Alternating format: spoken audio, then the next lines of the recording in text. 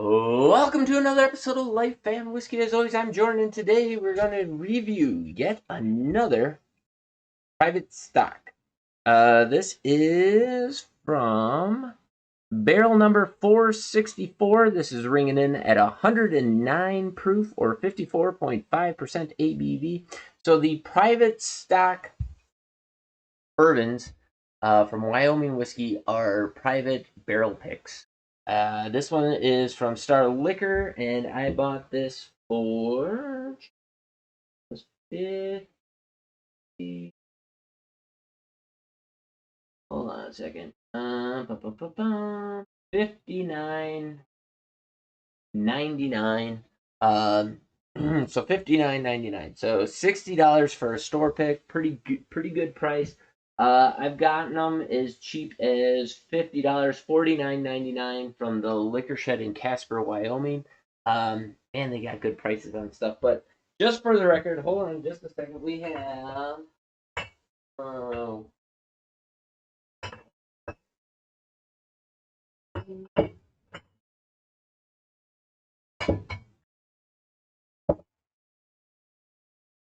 I have three others of these, so this will make number 4 for the private stocks. And man, they're ranging from 120 something proof down to this one. This one might be the lowest at 109, but I have not had a bad one yet. So if you can find a private stock, by all means, pick them up. It doesn't have to be the ones that I'm saying here. Like I said, these are all over the place. If you happen to be in Casper, Wyoming, stop at the liquor shed.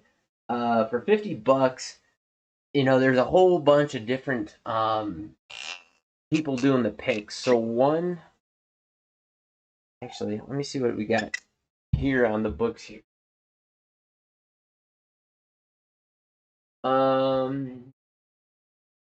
So Garden Valley was one that picked, and then the Liquor Shed picked their own whiskey there, and then the other one was from another store here locally that I had that did their own pick, and man, um, they're just a great wild ride. So if you find it for like $50, that's awesome. Like I said, this one was $60 again. About $10 markup from uh from Casper. But hey, you know what? I'll take it because even a $60 whiskey, it's not bad, especially for the proof point. Over 100 proof. Um, and man, they are nice. Again, I feel so. Kind of doing back to back to back here. We did the two national park ones. They're kind of pushing right around 100 proof, just under. And those were two very different whiskeys. Now this one is even more different than those, but they have this through line of just a nice, sweet forward bourbon, right? So you're getting caramel. This one actually has some vanilla in it. The proof is not killing me, but I'm not getting the fruit in this one that I was in the last one. So the last one I said had a very Buffalo Trace type nose profile where kind of got that apple, cherry blossom, floral thing going on.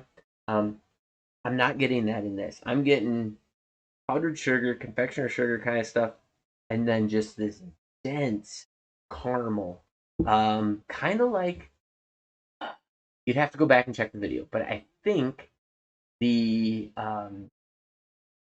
Blanton straight from the barrel is probably the most caramel forward one that I have from Buffalo Trace.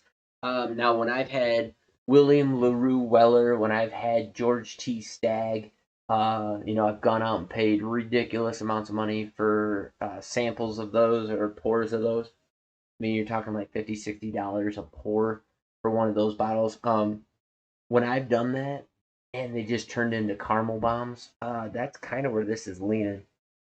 It would be interesting to see what it turns into if I just left this sit here for 5 or 10 minutes and then came back to it. But it is caramel. There's a little floral on the back side of that, but I mean it is just sugary sweet caramel for days. So let's get into the flavor.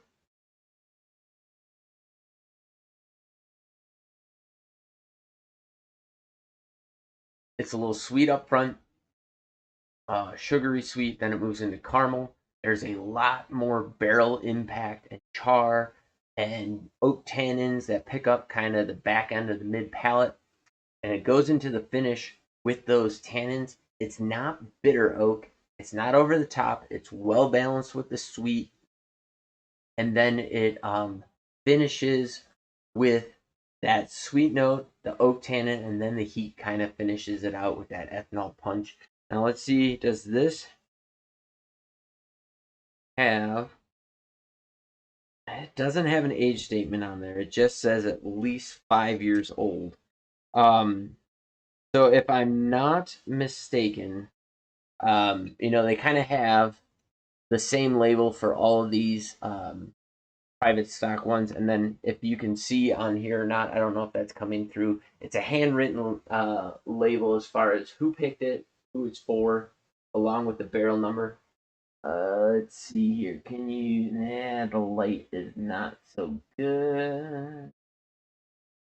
I don't know. That's not going to come through because the light's bleaching it out. But the barrel number and the selected by and exclusively for what this part says down here, and then it says who picked it, and then the next one is the barrel number. So they're at least 5 years old. So that they learned that their barrels needed that 5 years over in the climate. It's on the other side of the mountains here. It's a little bit drier of a climate.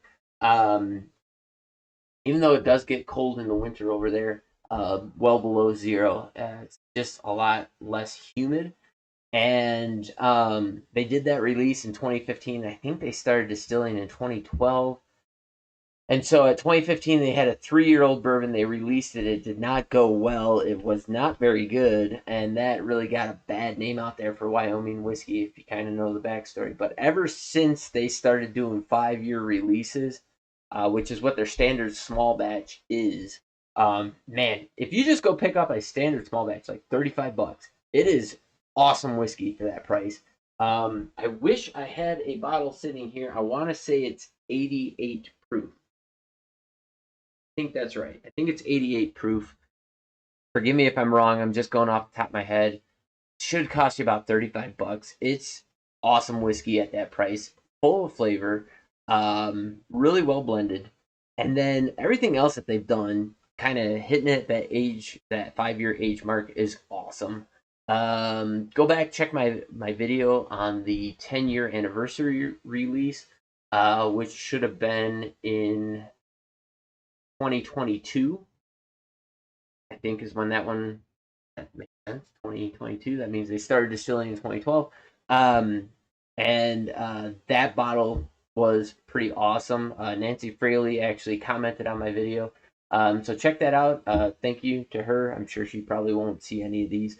I don't believe that she is blending for them anymore, but she was for a while. And, just awesome stuff. Ooh, that nose has done a huge change up on me. We are more in the floral category now, but still a dense sweetness. It's no longer caramel. It's more pushing into that molasses kind of stuff. But man, is that good.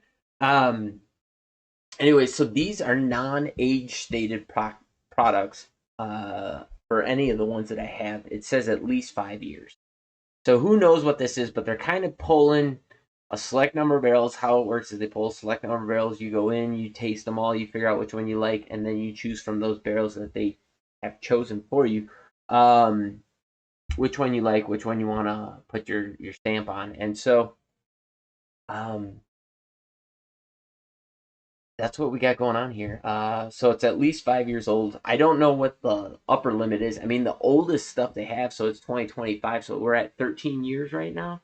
But it's the end of 2025. I don't know when they kick the stills on what month, but we're pushing into 14. I'm sure they're going to do a 15-year from some of their stuff. Let's give her one more sip and see where it goes.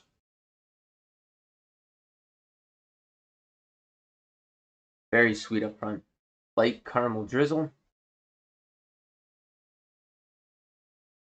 There's almost a graham crackery breadiness middle of that mid palate.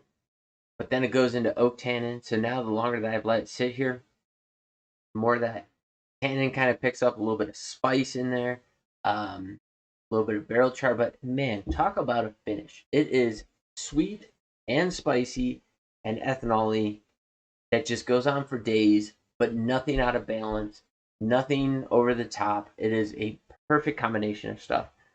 If I had one Wyoming whiskey to drink, it would be these private stock picks. Their price point is awesome, flavor's outrageous, and I think you're going to be very, very happy with those. So there you have it. I don't have anything else to say about that. Like, comment, and subscribe. Like I said, this one was $10 more than the other ones that I have, but you know, whatever. Still an awesome price, and I don't have anything else to say. So throw in the comments down below. Have you ever had one of these private stock Wyoming whiskey bottles before? What you paid for it, where you're at, what your experience is with it.